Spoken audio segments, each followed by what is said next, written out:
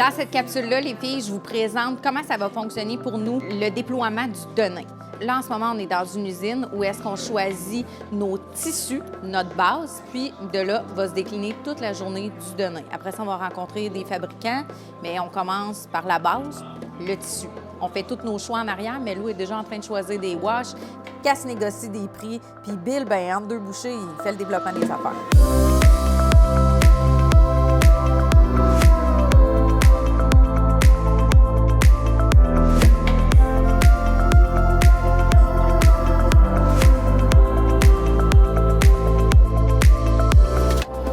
Ouais, là, je suis trop contente. C'est malade. Qu'est-ce qu'on vit? C'est hot en tabarouette. Là, ils viennent de nous expliquer, en fait, eux, ils ont 6 lignes de tissus. Puis là, on est en train de regarder les tissus qui représentent chacune des lignes. Fait qu'il y en a une qui est plus authentique, une qui est super naturelle, une qui est comme vraiment du Japanese touch. Puis là, c'est ce qu'on regarde en ce moment, c'est leur expertise, puis c'est vraiment génial.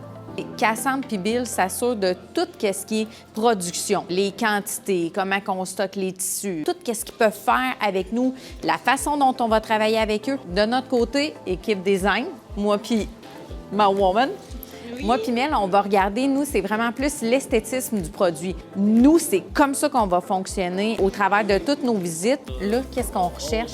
C'est tous les tissus. Donc, c'est la base de ce que va être notre jeans. Fait que là, tu sais, tantôt, on a trouvé du 100% sustainable, OK, qui est fait avec du hemp, du chanvre.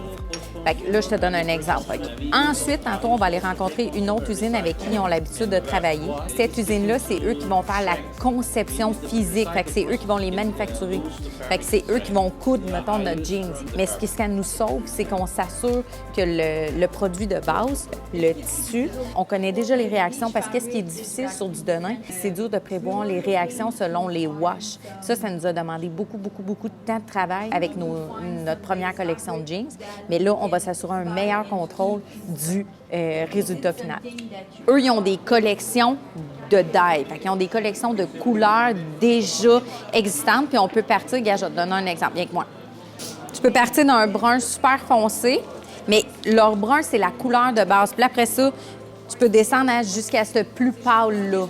Mais eux, ils ont déjà une collection de couleurs qu'ils présentent. Tu sais bien que nous autres, il y a tout le temps quelque chose qu'on va faire différent. Fait qu'exemple, on a une couleur Pantone, bien, eux, ils peuvent partir d'un raw, fait qu'il y a des pigments les plus forts du départ, puis nous décliner de la même façon. Fait qu'on part du plus foncé, puis on le décline jusqu'à plus pâle. Là, c'est ça qu'on regarde pour les prochaines collections.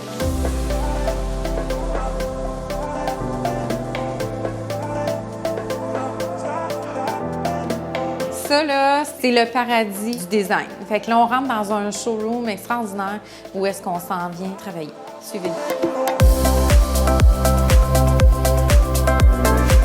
Fait que là, c'est notre bout, ça part de la création.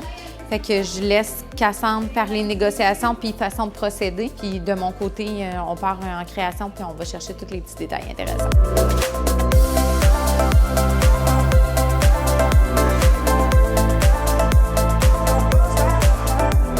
Les filles, on design des modèles sur le spot. On travaille avec leur designer in-house. Fait que c'est vraiment trippant parce qu'elle nous partage son expertise. Fait qu'on fait vraiment un beau travail d'équipe avec le manufacturier. Là, nous, on a choisi un style. Fait qu'il y a des détails qu'on a vus sur d'autres morceaux qu'on trouvait vraiment intéressants. Bon, il y a des choses qu'on avait vues, Melou et moi, qu'on voulait intégrer à des modèles. On fait rajouter ces détails-là sur une coupe qui nous plaît. Après ça, on travaille avec notre guide des mesures, puis on l'adapte au corps Joël. Puis le jeans va être en route.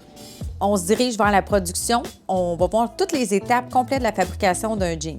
Bill, il fait le développement des affaires à l'interne. Il va s'intéresser aux méthodes éco-responsables, par exemple, comme particulièrement dans ce cas-ci avec le Denain. Son intérêt pour les nouvelles façons de faire fait en sorte que c'est pour ça que c'est lui le boss. On le suit dans ses façons de faire, dans la croissance de l'entreprise. Pour Joël Collection, ça fait partie de nos valeurs. C'est pour ça qu'on est ici, qu'on visite. L'éthique professionnelle. Les gens, sont-ils bien traités? Sont-ils heureux dans cette entreprise-là? La propreté, la sécurité des lieux, c'est des critères qui sont primordiaux quand on sélectionne des partenaires d'affaires. On est de retour avec l'usine avec laquelle on va faire de la production de jeans. Là, on s'en vient peaufiner, fignoler quelques modèles, on vient revoir nos garnitures, mais après, on passe au processus de lavage et de finition de jeans. On s'en va tout voir ça.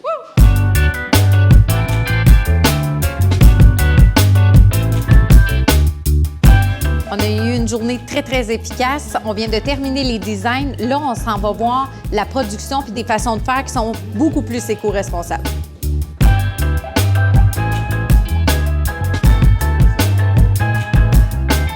La pièce, c'est un petit laboratoire. Fait que quand on fait des échantillonnages, ils veulent pas faire comme une brasserie, un lavage complet pour nous donner la bonne couleur, la bonne teinte de délaver. Fait qu'à ce moment-là, c'est des plus petites machines. Fait que c'est pour ça que je vous dis que c'est un laboratoire. Puis c'est ici qu'ils font les échantillonnages pour nous faire approuver les couleurs. Que les machines sont plus écologiques parce qu'ils utilisent beaucoup moins d'eau, moins de produits chimiques. Pour le stonewash, on prend des pierres comme ça. C'est des vraies pierres. C'est qu'ils prennent un certain nombre de pierres. Là. Ils ont leur recette pour créer un délavé parfait. Ça, ils mettent ça avec le denain, puis avec l'eau, le lavage. Ça fait en sorte que c'est ça qui crée l'espèce de brossage d'usure sur les pantalons.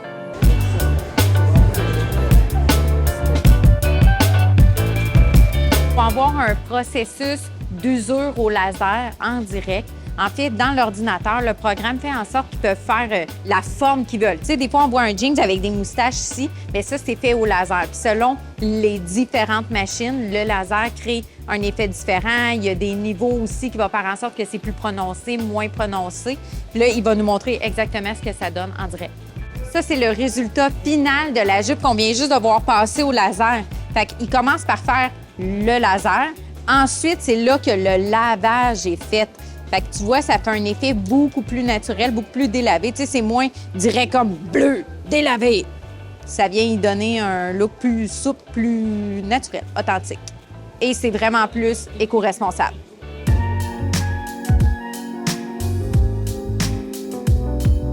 Ils mettent le jeans sur un truc qui gonfle pour tendre complètement la matière. Puis après ça, à la main, ils passent la brosse. Ça s'appelle un processus de délavé à sec. À partir de cette étape-là, ensuite va venir le lavage, puis c'est comme ça que va apparaître qu'est-ce qu'on appelle les moustaches sur le pantalon.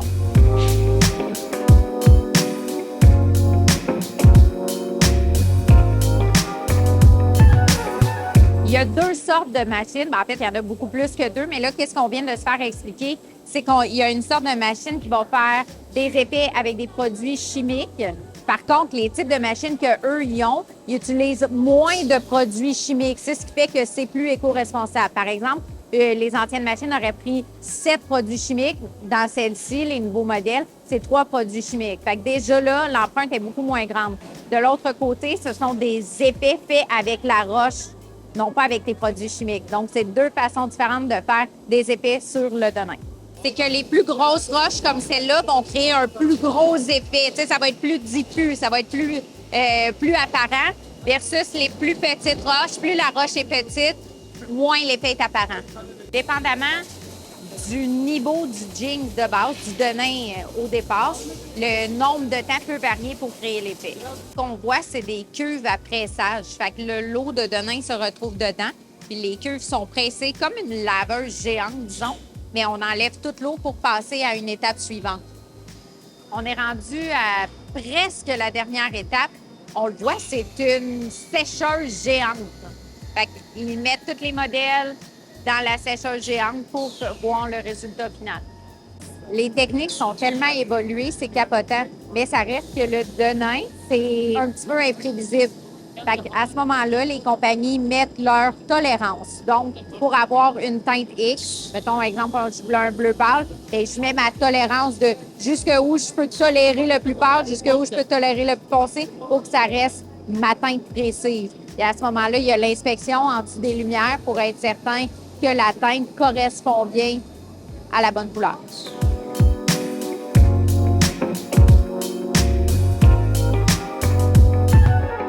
Je trouve ça beaucoup plus facile de comprendre pourquoi il y a un prix en arrière d'un jeans. Il y a des salaires, il y a la matière de base, il y a beaucoup d'étapes. Plus les procédés sont écologiques, bien entendu, plus c'est coûteux. Donc, ça nous permet de mieux comprendre pourquoi un jeans coûte combien. La visite est terminée. On a été vraiment choyés. On a été super bien accueillis. Ça nous a permis de voir les étapes complètes pour se rendre à votre jeans préféré.